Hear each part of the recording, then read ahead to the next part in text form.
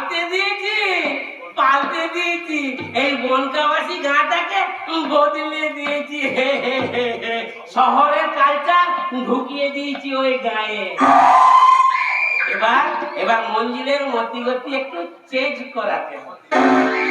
আমার দিদি তো মঞ্জিলের বিয়ের জন্য একবার উঠে পড়ে লেগেছে। এদিকে মঞ্জিল মঞ্জিল জড়িয়ে পড়েছে একটা ঘড়ি কেলে। আরে বাবা, জোড়া বিটতে জোড়া, নেতা মন্ত্রীদের মতন কেলেঙ্কারিতে জোড়া, তা না একটা ঘড়ি কেলেঙ্কারি। এই কদিন ধরেই দেখছি আমাদের ওই নদীর ধারে আমাদের মঞ্জিল আর ওই বস্তির মেয়েটা আসছে। যাই, আমি এখন ওইখানে বসে ওদের লীলা কীর্তন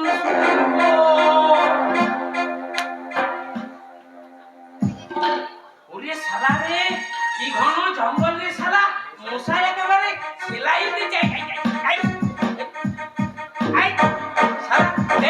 দেখ কত সেলাই দিবি, দেখ আমি এখন চুপ করে বসে থাকবো ওইখানে।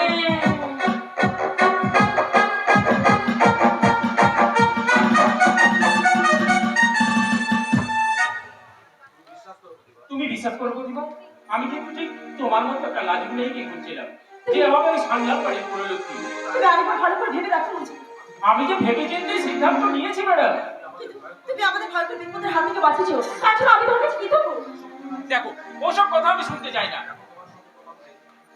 দেখো, ওসব কথা আমি শুনতে চাই না। আমি তোমার সঙ্গে কথা বলে এটুকু বুঝতে পেরেছি, তুমি অত্যন্ত সৎ এবং ভালো মনের মেয়ে। তাই আমার জীবনে শুধু তোমাকেই প্রয়োজন।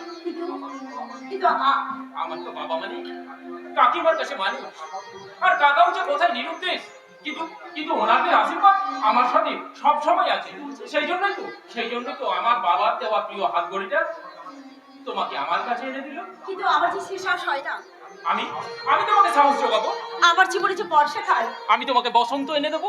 দুজনে বসন্ত উৎসবে মেতে উঠবো। আমার মতো একজন গরিব বস্তির মেয়ে স্বপ্ন দেখা ভুল। সেই ভুলটাকে আমি ভুল করে ফুটিয়ে তুলবো। তোমার মতো একটা বস্তির মেয়েকে আমি আমার ভালোবাসার ফুলটাতে সাজিয়ে রাখতে চাই প্রতিভা। এভারেস্টের উচ্চতা অনেক, তাকে জয় করার যোগ্যতা যে আমার নেই। তোমার অনেক যোগ্যতা প্রতিভা, তোমার অনেক যোগ্যতা। আর সেই জন্য তো মাত্র 7 দিনের পরিচয়ে আমি তোমাকে আমার আসমানে স্থান দিয়েছি।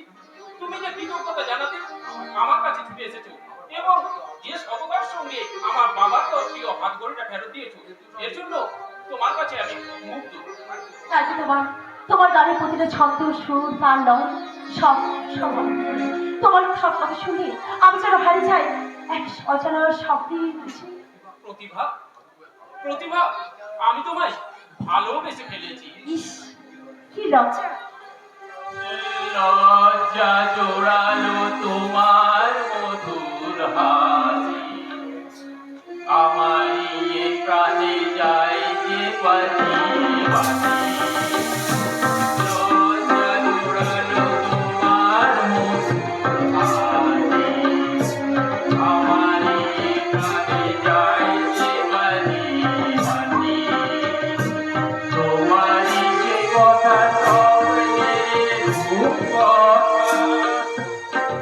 জানি না আমায় পোড়ালো কোন সুখে, কিছু কথা ছিল চোখে, কিছু কথা ছিল চোখে, জানি না কেন যে ভাবি কিছু সুখে, কিছু কথা ছিল চোখে, কিছু কথা ছিল চোখে, জানি না কেন যে ভাবি কিছু সুখে, জানি না কেন যে ভাবি কিছু সুখে।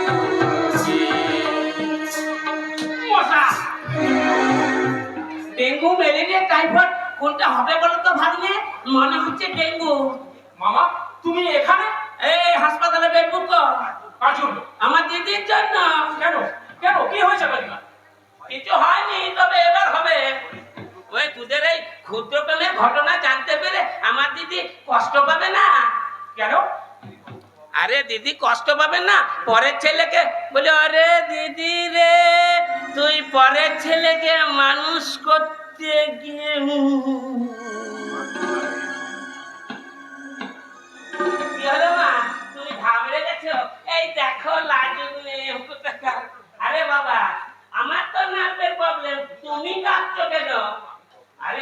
তোমার স্বপনিয়া কালে নিমা নই, আমি হচ্ছে ইন্টারনেট যুগের মামা।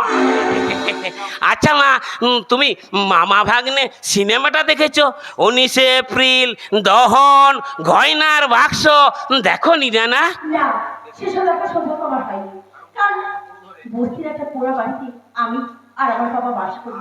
আহারে কষ্টের সংসার। বাড়িতে কেবিল লাইন নেই, বাবা বার্ধক্য ভাতা পায়, তাই দিয়ে আমরা কোনো রকমে থাকি। ভাঙা ঘরে থেকে আমি খোলা আকাশে চাঁদ দেখি, কিন্তু সেই চাঁদকে ধরার সাহস কিন্তু আমি করি না। প্রতিভা, তুমি কিন্তু এখানে কোনো ইন্টারভিউ দিতে আসোনি। আরেকটা কথা, তোমার আমার মাঝে কোনো থার্ড পার্সনের জায়গা নেই। আমি কিন্তু তোমার কাছে শ্রোতা হয়ে আজ এসেছি মঞ্জিলদা। এতদিন তোমার গান আমি অনেক শুনেছি, কিন্তু গানের কথাগুলো আমি কিছু বুঝতে পারিনি। মন দিয়ে শুনলে ঠিক মানেটা বুঝতে পারবে। আমি তো মন দিয়ে তোমার গানের কথাগুলো শুনেছি, কিন্তু কথা মানেগুলো কিছু বুঝতে পারিনি। আর আজ পর্যন্ত তোমাকে বুঝাতেও পারলাম না যে আমি কি গান শুনতে চাই। আসলে আমার গান শেখানোর ধরনটা একটু আলাদা, তাই তুমি আমার কাছে গান না শিখে অন্য গানের শিক্ষক খুঁজে নাও। তুমি এমন গান শেখো যাতে আমি তোমাকে অর্কেস্ট্রারে গাওয়াতে পারি। আরে বাবা, হারমোনিয়ামে তাল কুড়ালে গান করলে সতারা নাচে না। সতাদের নাচাতে গেলে শাড়ি নয়, জিন্সের প্যান্ট আর গায়ে টি শার্টটি পরে হাতে মাইক্রোফোনটাকে ধরে আর কোমরটাকে দুলিয়ে দুলিয়ে নাচতে পারলে মঞ্চ একেবারে কেঁপে যাবে।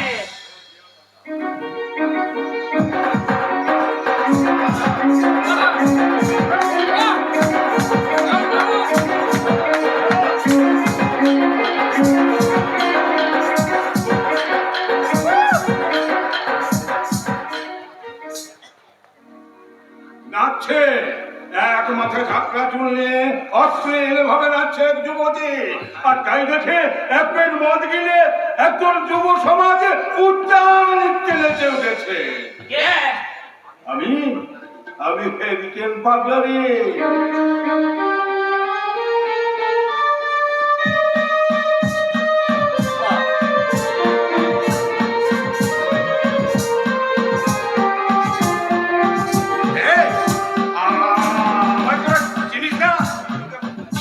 কেমন করে?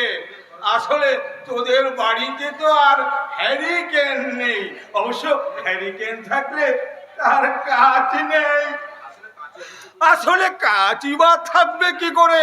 কাঁচের মতো তো তোদের মনটাই নেই। পাগলা, তাই তো তোদের দেখলে আমার মনে পড়ে যায় সেই কবিতার দুটো লাইন, আর তখন জোরে জোরে বলতে ইচ্ছে করে, তেলের শিশি ভাঙলো বলে খুকুর পরে রাগ করো, তোমরা যে সব বুড়ো খোকা ভারত ভেঙে ভাগ করো। এই এই এই তোমরা দেশ ভাগ করতে জানো? কে? কে তুমি? তোমাকে তো খুব চেনা চেনা মনে হচ্ছে। তেলের শিশি ভাঙলো বলে কুকুর পরে রাগ করো, তোমরা যেসব বুড়ো খোকা ভারত থেকে ভাগ করো। বুড়ো খোকা, দেশ ভাগ, ওরা কথাগুলো মধ্যে কেমন যেন একটা রহস্যের গল্প পাচ্ছি না। সত্যি করে বলুন তো, আপনি কে? আমি আফ্রিকার জঙ্গলের লুপ্ত হয়ে যাওয়া ডাইনোসরের জীবাশ্ম। আমি কংক্রিটের দেওয়াল ভাঙা বুলডোজার। আমি ভারতের অবিচ্ছেদ্য অঙ্গ কাশ্মীর। কিন্তু তোরা তো এই দেশের নাগরিক। দেয়নি অক্সিজেন সিলিন্ডার গুলো ছোড়া দামে ভেত্তি বলে তোরা গোডাউনে মজুত করে রাখো। আরে বলি, তোমার কথা তো আমি কিছুই বুঝতে পারছি না। বলে কি করে বুঝবি? দেশের নিরাপত্তা কোথায়? ওরে, যে দেশে দুবার প্রধানমন্ত্রী খুন হয়ে যায়, সে দেশের নিরাপত্তা কোথায়? তাই আমি পাগল, ঠিকানাবিহীন এক পথচারী। আমি খুঁজে ফিরি আমার আসল ঠিকানা।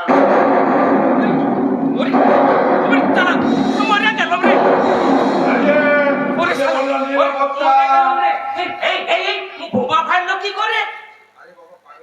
আরে বাবা, পাগলামি না করে তুমি বলো। তোমার পা থেকে কোমর পর্যন্ত একটা কুমিরের মতো, আর থেকে মাথা পর্যন্ত একটা হিংস্র হায়নার মতো। আরে পাগলামি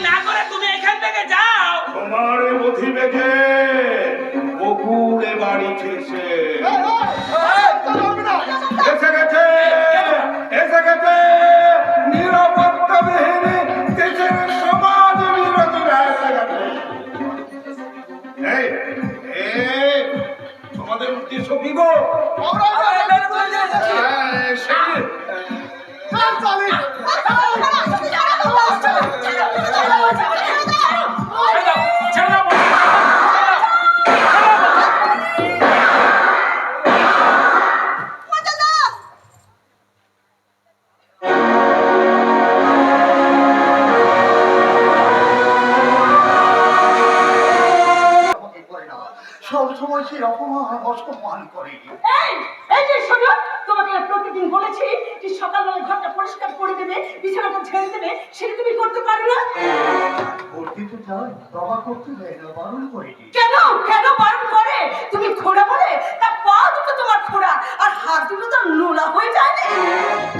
এই হাত দুটো যদি ঠিকঠাক কাজ করতে পারতো তাহলে তুমি বিপদে পড়ে যেতে। বিপদ? আমি বিপদে পড়ে যাবো তার কি বলতে চাও তুমি? সব সময় তুমি আমাকে অপমান করো। স্ত্রী হয়ে স্বামীর প্রতি শ্রদ্ধা ভক্তি ভালোবাসা তো দূরের কথা, সব সময় তুমি আমাকে ছোট করো। কেন কেন চেতনা কেন? এটাই কি আমার প্রাপ্য? একজন অক্ষম স্বামী তার স্ত্রীর কাছে এর বেশি আশা করা উচিত নয়। এজন্যই তো বললাম এই হাত দুটোর ক্ষমতা আছে, না হলে এই হাত দুটো দিয়ে আমি তোমায়। কি করতে তুমি?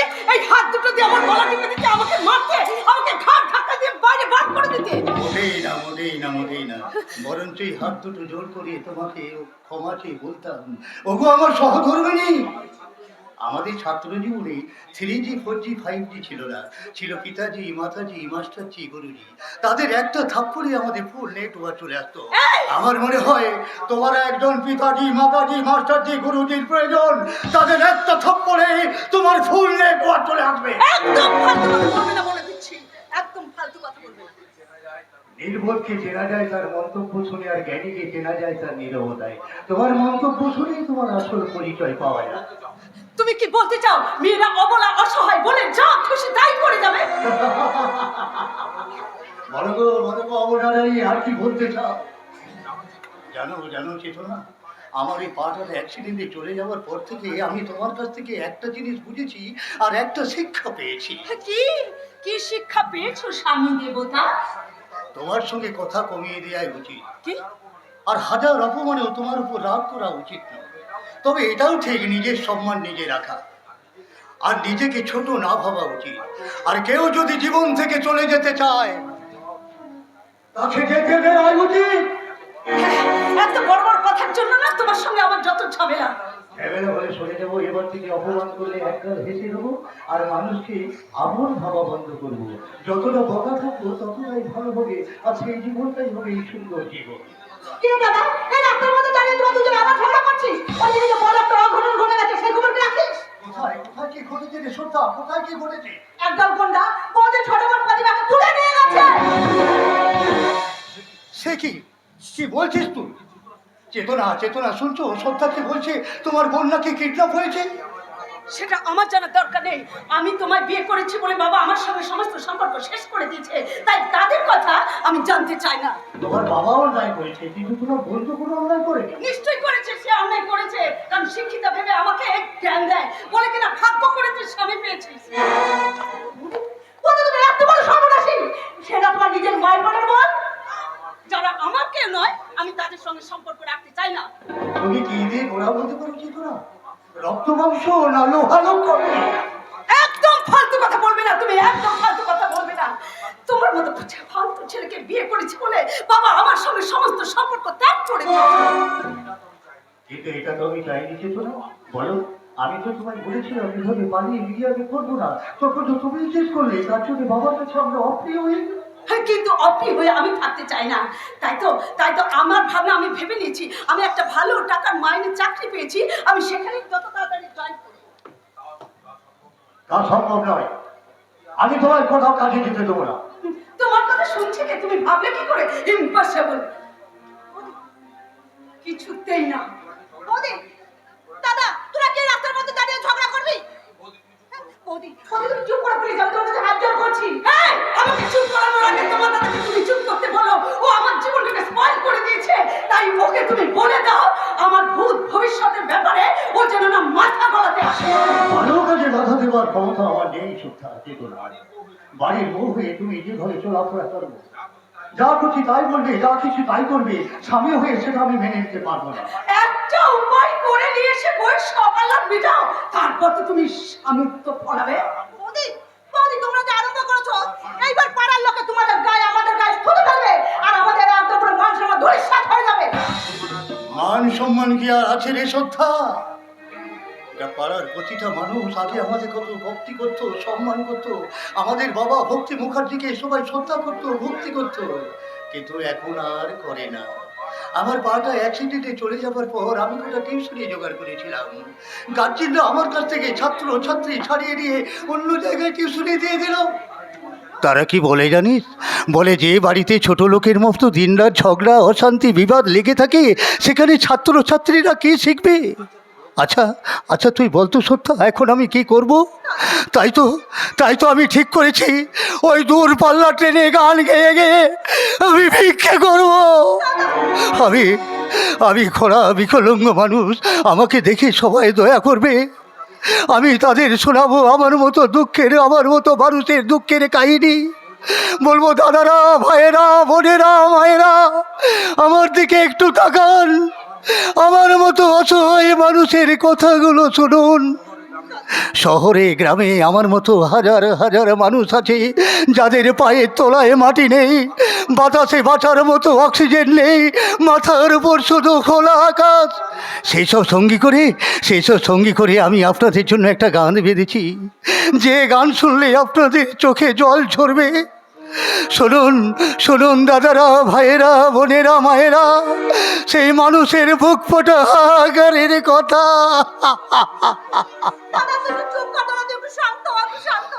না না না না না না না, আমি চুপ করে বসে থাকলে আমি সংসার মানবে কেন? ওরে, আমার সংসারের সদস্যরা আমায় ক্ষমা করবে কেন? আমি তো পুরুষ মানুষ, আমার তো রোজগার করা দরকার। ওরে, আমি তো চুরি করছি না, আমি তো ভিক্ষে করব। অসংখ্য মানুষের দয়ার দান মাথায় নিয়ে আমি আমার সংসারকে বাঁচাবো। মন থেকে সংকোচ মুছে ফেলে ভিক্ষাপাত্র হাতে নিয়ে আমি মানুষের কাছে গিয়ে বলবো, শোনো বন্ধু, শোনো, প্রাণহীন এই শহরের ইতিকথা, ইটের পাঁজরে লোহার খাঁচায় দারুণ মর্ম ব্যথা। শোনো বন্ধু, শোনো।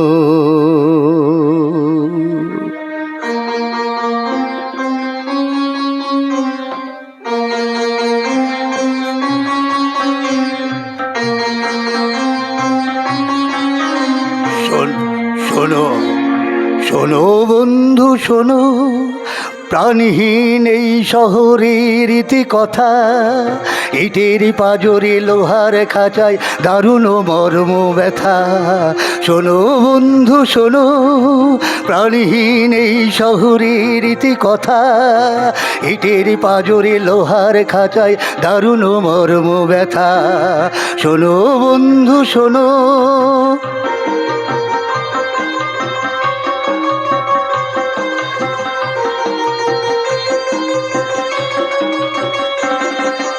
এখানে আকাশ নেই, এখানে বাতাস নেই, এখানে আকাশ নেই, এখানে বাতাস নেই, এখানে অন্ধ গলির নরক মুক্তির আকুলতা।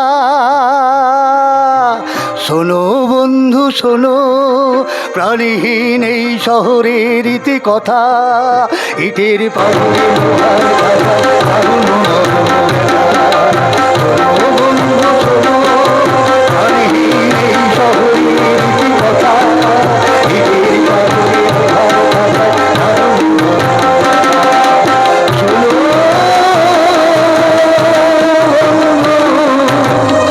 শোনো, প্রাণহীন এই শহরের ইতিকথা, ইটের পাঁজরে লোহার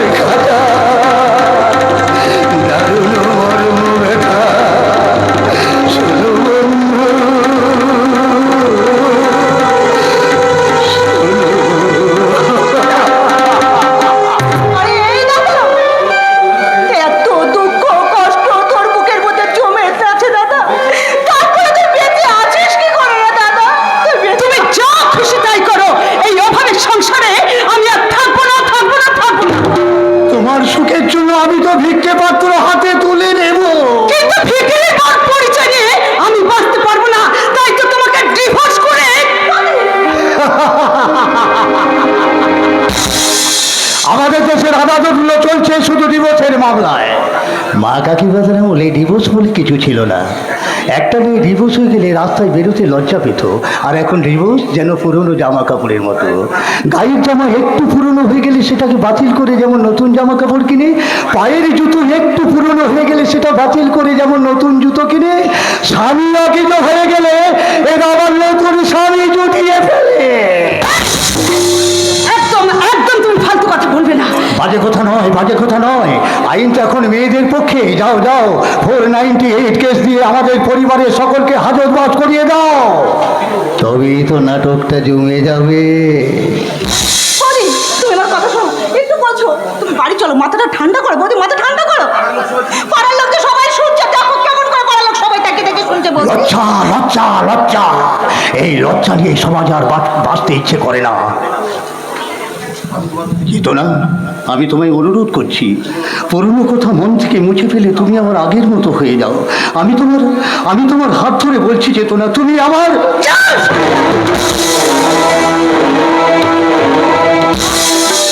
বৌমা, এ তুমি কি করলে বৌমা? নিজের স্বামীকে খাড় ধাক্কা দিয়ে ফেলে দিলে। হ্যাঁ দিলাম, কারণ আমি চাই না আপনার ছেলে আমার সঙ্গে কোনো সম্পর্ক রাখুক। স্বামী স্ত্রীর সম্পর্কটা কি গাছের আম বৌমা, যে ইচ্ছে হলে পেরে খাবে? না না বৌমা, তা এত সহজ নয়। নির্দোষ স্বামীদের তোমরা যদি জেল খাটতে পারো, আমি ছেলের বাবা হয়ে বলছি, আমি তোমাদের শাস্তি দেবো। এই সমাজের প্রত্যেকটা বাবাদের নিয়ে আমি একটা আইন তৈরি করবো। এই আইনে পাড়ার বোনেরা তোমাদের শাস্তি দেবে, মেয়েরাই করবে মেয়েদের বিচার। স্বামীরা অত্যাচার করলে যেমন তাদের জেল খাটিয়ে শাস্তি দেওয়া হয়, তেমনি মেয়েরা অত্যাচার করলে পাড়ার বউ মেয়েরা লাঠি ধরবে। এই সমাজের সুস্থতা পরিবেশ তৈরি হবে। আমি তোমাকে দিয়ে প্রমাণ করবো, স্বামীরা শুধু অত্যাচারী হয় না, মেয়েরা অত্যাচারী হয়। তাই তোমার মতো বদমাস মেয়েকে পাড়ার বউ মেয়েদের দিয়ে এই পাড়ার সামনে যদি কান ধরে অডিপোস করে শিক্ষা দিতে পারি, তবে আমি আদর্শের মতো স্বামী আর আমার মতো শ্বশুর বাঁচবে। তাই তো এই পাড়ার মেয়েদের ডাক দেবো আমি আজকে। ওর বাড়ি ছোট থেকেই ওদের দু বোনকে আমি পিতৃস্নেহ মাতৃস্নেহে মানুষ করেছি। বিআই মশাই, তাই মায়ের অধিকারে আমি সর্বপ্রথম ছুটে এসেছি বিআই মশাই। আপনি? হ্যাঁ, আমি সবকিছু ভুলে ছুটে আসতে বাধ্য হলাম। আর এসে বাইরে দাঁড়িয়ে আমি অনেক কিছুই শুনলাম। বাবা, বাবা তুমি এসেছো বাবা, তুমি আমাকে এখান থেকে নিয়ে চলো বাবা, নইলে আমি মরে যাবো। আয় আয় মা আয়।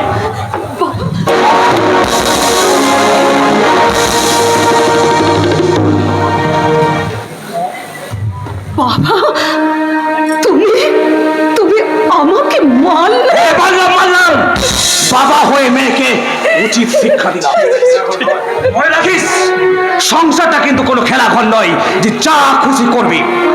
আইনের পক্ষে আছে বলে যা খুশি মনে করে এই আদর্শের মতো ছেলেদের জীবন নষ্ট করার কোনো অধিকার তো নেই। শুনুন সমস্ত গার্জেনদের আমি হাত জোড় করে বলছি, শুনুন এই যুগের মেয়ের বাবা মায়েরা, মন দিয়ে শুনুন। মেয়েকে বেশি প্রশ্রয় দেবেন না, প্রশ্রয় দিলে কিন্তু সংসার টিকবে না। আদরে বাদর তৈরি করে মেয়েকে শ্বশুর বাড়ি পাঠিয়েছেন, ওদের বাংলামি সহ্য করবেন না। প্রয়োজনে আমার মতো কানে চড় মেরে ওকে বুঝিয়ে দেবেন, মানিয়ে নিয়ে চলতে না পারলে সংসার করতে এসেছিলে কেন? তুমিও এদের দলে? সংসারটা কিন্তু কোনো রাজনীতির ময়দান নয় রে মা, যে যেদিকেই ধান্দাবাজি থাকবে সেই দলে চলে যাবে। এখানে ভোগবাদ নেই, আছে দায়িত্ব কর্তব্য। তাই এই বাবা হয়ে বলে যাচ্ছি, যদি স্বামী সংসার নিয়ে মানিয়ে চলতে না পারো, তুমি এই বাড়ি থেকে বিদায় নিতে পারো। আমি আদালতে দাঁড়িয়ে তোমার বিরুদ্ধে সাক্ষী দিয়ে বলবো, ধর্মাবতার আমার মেয়ের দোষে এই সংসারটা ভেঙেছে, ওকে শাস্তি দিন। প্রয়োজনে 498 কেস দিয়ে এইরকম 420 মেয়েদের বুঝিয়ে দিন। আমার আপনার কাছে একটা অনুরোধ, আপনার বড় মেয়েকে ক্ষমা করে আপনার ছোট মেয়ে উদ্ধারের জন্য চলুন থানায়। আমি সেজন্যই আমি তোমার কাছে ছুটে এসেছি আদর্শ। তোমরা আমার ছোট মেয়ে প্রতিভাকে এনে দাও।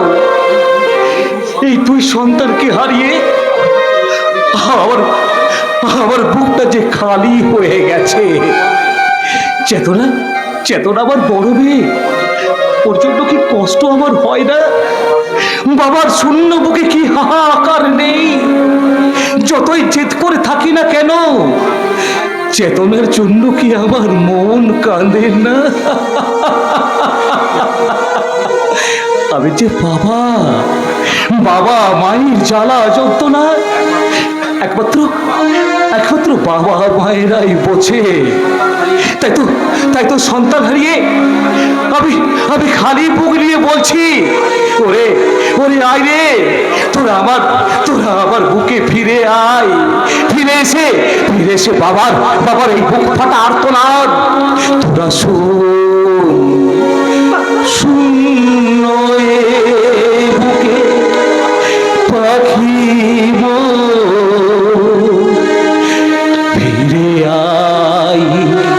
ফিরে আয় শূন্য এ বুকে পাখি ফিরে আয়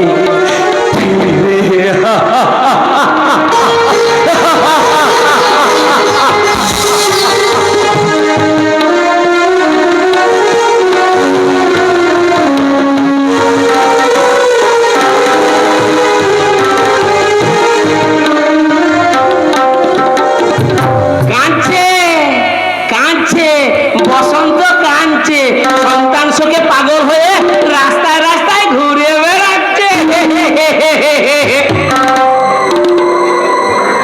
কিন্তু প্রতিভাকে কে তুলে নিয়ে গেল সেটাই তো বুঝতে পারছি না। শালা মালটার উপর লোভ ছিল আমার। শালা এই কাজটা কার হতে পারে? শালা মারাত্মক রহস্য। ভেবেছিলাম মঞ্জিলের বউ হয়ে আসবে আর সুযোগ বুঝে কোপটা মারবো আমি। শালা মারাত্মক রহস্য। প্রতিভা কিডন্যাপের জন্য গোটা এলাকা সরগোল পড়ে গেছে, পুলিশ তদন্ত চালাচ্ছে, আর ভাগ্নে প্রতিভাকে খুঁজে বেড়াচ্ছে। কিন্তু আমি জানি তুই গুন্ডা লাগিয়ে প্রতিভাকে তুলে নিয়ে গেছিস, কারণ তুই ছাড়া এই কাজ আর কেউ করতে পারে না। তোকে আমি খুব ভালো করে চিনি। আমি জানতাম তুই আমাকেই সন্দেহ করবি, কিন্তু দিদি রে এই ভাইটা এত খারাপ নয় রে দিদি। না, গঙ্গা জলে ধোয়া তুলসী পাতা, কষ্টে পাথরে যাচাই করা একেবারে নিখাজ সোনা। তোকে যে চেনে না সে এখনো মায়ের গর্ভে আছে। তুই এ বাড়ি থেকে চলে যাবি, কারণ তুই এ বাড়িতে সমস্ত কিছু ধ্বংস করেছিস। তাই এ বাড়ির আর কোনো ক্ষতি করতে আমি তোকে দেব না। এতদিন বাড়িতে এলাম আর তুই আমাকে তাড়িয়ে দিচ্ছিস? দেখ দিদি, আমি যা কিছু করেছি আমি আমার ভালোর জন্য করিনি, আমি তোর ভালোর জন্য করেছি। তুই যা যা করেছিস তাতে করে তুই ভয়ঙ্কর সর্বনাশ করেছিস। তাই তোর এই বাড়িতে আর কোনো জায়গা হবে না। তুই আজ এ বাড়ি থেকে চলে যাবি। আমি বক্রেশ্বর মাল, তুই কি করে বুঝলি আমার চাল? আজ না শেষ করে তো আমি এই বাড়ি থেকে যাব না। তুই যদি আমার হাতে হাত মিলিয়ে চলিস তাহলে পৃথিবীতে সুস্থভাবে বাঁচতে পারবি। টোটাল সম্পত্তি আমি তোর নামে করে দেবো। সম্পত্তি আমার দরকার নেই, আমার দরকার একটু শান্তি। এতদিন ধরে মনের মধ্যে যে চাপা যন্ত্রণা নিয়ে আমি বেঁচে আছি, তাই তোর সঙ্গে হাতে হাত মিলিয়ে আমি আর পাপী হতে চাই না। কিন্তু হিসাবটা তো মিলছে না দিদি। তুই যদি আমার হাতে হাত মিলিয়ে না চলিস তাহলে কিন্তু তোর কিন্তু ভয়ানক বিপদ আছে। আজ থেকে 25 বছর আগে যে পাপ কাজ তুই করেছিস তার পাপের মাসুল কিন্তু তোকে দিতে হবে। সব প্রমাণ আমার কাছে আছে। আজ আমি পুলিশের কাছে ফাঁস করে দেবো। আমি তো তোকেও ফাঁসিয়ে দেব রে ভাই, কারণ তোর কথা মতোই আমি সেদিন সেই কাজগুলো করেছিলাম। তাই মরলে তোকে নিয়েই মরবো। এই বাবা আমার এত সহজে ধরা যায় না রে দিদি। আমার বাঁচার রাস্তা আমি অনেক আগে ঠিক করে রেখেছি। তাই কথা শোন, মঞ্জিলের বাবা মায়ের ভোগের দোষটা ওর ঘাড়ে চাপাবো। তুই যা মানুষ করেছি, তাকে আমি ছেলের মতো ভালোবাসি, তাকে তার সমস্ত প্রপার্টি কেড়ে নিয়ে তাকে পথে ঠেলে দিয়ে তুই তার সমস্ত প্রপার্টি ভাগ করে দিতে চাস, ভোগ করতে চাস? করো করো করো, আর করবো বলেই তো 25 বছর পর আমি আবার এই বাড়িতে ফিরে এলাম। 25 বছর আগে আমার পথের কারা দুটো গায়ে উপড়ে দিয়েছে, এখন এসেছি সেই কাজটা সম্পন্ন করতে। সাবালা মঞ্জিল তার সম্পত্তি আমার চাই। কিন্তু আমি এখন কি করব? এক মুহূর্তের জন্য যে প্রতিভার মুখটা আমার সামনে থেকে সরছে না, ওই জন্য চিৎকার করে বলছে, আমাকে বাঁচাও মঞ্জিল, আমাকে বাঁচাও। ওরা ওরা আমার উপর অত্যাচার করছে, আমার আমার সব কিছু কেড়ে নেবে। না না না না, আমি তোমাকে বাঁচাবো, আমি তোমাকে বাঁচাবো প্রতিভা, প্রতিভা, প্রতিভা। মঞ্জিল বাবা, আমার একটু শান্ত হো বাবা, তুই একটু শান্ত হো। পারছি না মা, পারছি না। মঞ্জিল, আমি যে আমার প্রতিভাকে খুব ভালোবাসি মা, মঞ্জিল, মঞ্জিল, আমি ওকে ছাড়া বাঁচবো কি করে? তোমাকে বাঁচতে হবে ভাগ্নে, তোমাকে প্রতিভাকে খুঁজে বের করতে হবে। আহারে কি দুর্ভাগ্য তোমার, ছোটবেলায় বাবা মাকে হারালে, আর বড় হয়ে যাকে ভালোবাসলে সেই প্রতিভা। দুঃখে না আমার চোখে একবারে জল আসছে। খুঁজে আমি বের করবোই মামা, যে আমার প্রতিভাকে তুলে নিয়ে গেছে তাকে খুঁজে বের করে এমন শাস্তি দেব, যাই শাস্তি দেখে সবাই চমকে যাবে। আমি বুঝতে পারছি না কেন ওদের উপরে এত আক্রমণ, সারা ওদের বাড়িতেই আগুন। আর ওই বাড়ির মেয়ে লুট। রোষের মধ্যে যদি ভূত থাকে দাদাবাবু, সেই ভূত তাড়ানো বড় কঠিন। তুই বলে তুই সেই সব সময় কথাগুলো তো পেঁচিয়ে বলিস কেন, বল দেখনি? আজও চোখের সামনে সেই ভয়ঙ্কর দৃশ্যটা ভাসছে। দুর্বলতা, দাদাবাবু, আমি বলছি তোমার বাবার গাড়ি অ্যাক্সিডেন্টের পেছনে মারাত্মক রহস্য লুকিয়ে আছে। আমাকে একটু বলবি, আমারও কেমন যেন একটু সন্দেহ হয়।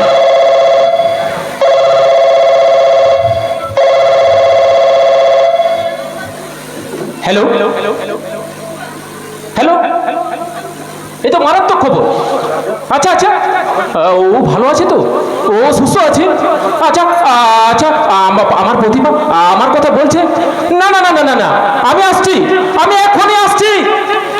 তোমরা তোমরা শুনছো? আমার প্রতিভাকে খুঁজে পাওয়া গেছে, আমার প্রতিভাকে খুঁজে পাওয়া গেছে। কিন্তু কিন্তু যে ফোনটা করলো তার নামটাই তো জানো আনোরা, আননোন নাম্বার। দেখি তো দেখি তো একটা ফোন করে। হ্যালো, হ্যাঁ হ্যাঁ, আমি আসছি, আমি জায়গাটা বলো, জায়গাটা বলো। হ্যাঁ হ্যাঁ, আমি আসছি, আমি এক্ষুনি আসছি। দাদাবাবু, একা যেও না, চারিদিকে চক্রান্ত জল, সে জল আমি তোমাকে জড়াতে দেবো না দাদাবাবু। মঞ্জিল দাদাবাবু, আমার মঞ্জিলের যদি কেউ ক্ষতি করার চেষ্টা করে, তাকে কিন্তু আমি কোনো দিন ক্ষমা করব না।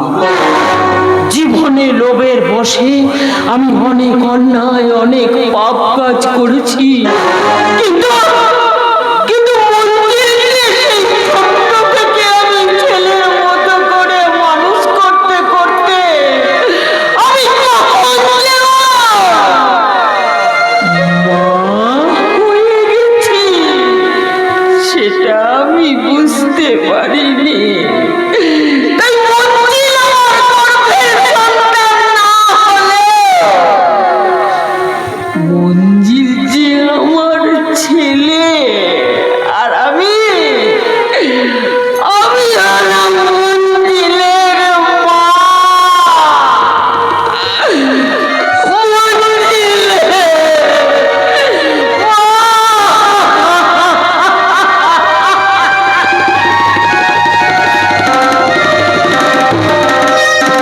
মা ছেলে সম্পর্ক হয়ে গেল, কিন্তু এটা তো আমি চাইনি। আমি মঞ্জিলকে সাবালক করার দায়িত্ব দিয়ে চলে গেছিলাম। কথা ছিল মঞ্জিল যতদিন না সাবালক হয় ততদিন সন্তান স্নেহ লালন পালন করতে হবে, কিন্তু সত্যিকারের মা হতে তো আমি বলিনি। দিদি রে, তুই আমার সাথে বেচাল করিস না দিদি, আমি বেঁকে বেঁকে চলি বলে নাম আমার বাঁকা। আসলে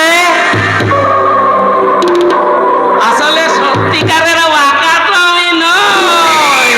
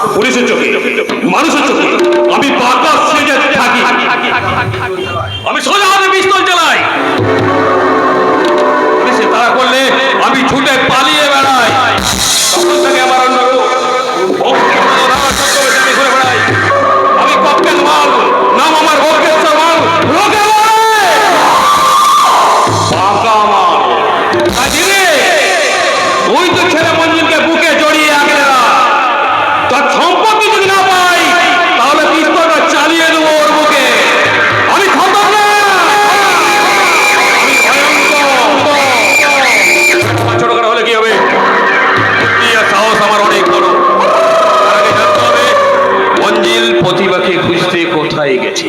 প্রতিভাকে কে বা কারা তুলে নিয়ে গেছে? তবে কি আমাকে দেখা দিয়েছে এই কলকাতাবাসী গ্রামে কেউ জন্মগ্রহণ করেছে? না না না, আকাশে যেমন একটাই সূর্য থাকে, কলকাতাবাসী গ্রামে একজনই থাকবে, নাম তার ভাগ্যেশ্বর মাল। লোকে বলে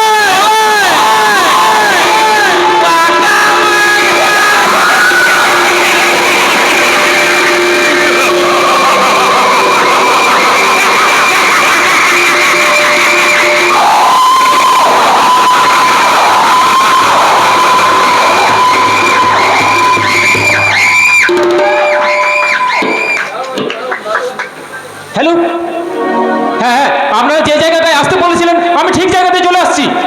না না, আমি আসছি, আমি এখনই আসছি। দাদাবাবু, আমি তোমাকে নিয়ে যাবো বলে দৌড়ে এলাম। কিন্তু তুমি এখানে? আমি তো জানি তোমার কাছে ফোন আসবে। প্রতিমা দিদিমণিকে কেন তুলে আনা হয়েছে আর যা যা হয়েছে সব আমার সঙ্গে প্ল্যান করে হয়েছে। কিন্তু দুর্বলদা, সে মানুষটা কে যে তোমার সঙ্গে প্ল্যান করে আমার প্রতিভাকে তুলে নিয়ে গেছে? সেখানে গেলেই জানতে পারবে, খুঁজে পাবে তোমার আপন মানুষকে। আপন মানুষ? আমার আপন মানুষ তোমার সঙ্গে প্ল্যান করে আমার প্রতিভাকে তুলে নিয়ে গেছে? না না না না না, আমি তো কোনো কিছুর হিসাব মেলাতে পারছি না দুর্বলদা। সব হিসাব মেলানোর জন্য কি এত আয়োজন? চলো চলো, তাড়াতাড়ি পা চালিয়ে চলো। সেখানে গেলেই জানতে পারবে তোমার মা বাবা কি করে গাড়ি অ্যাক্সিডেন্টে মারা গিয়েছিল। তোমার কাকা আজও বেঁচে আছে না মারা গেছে? বেঁচে আছে সে কোথায়? চলো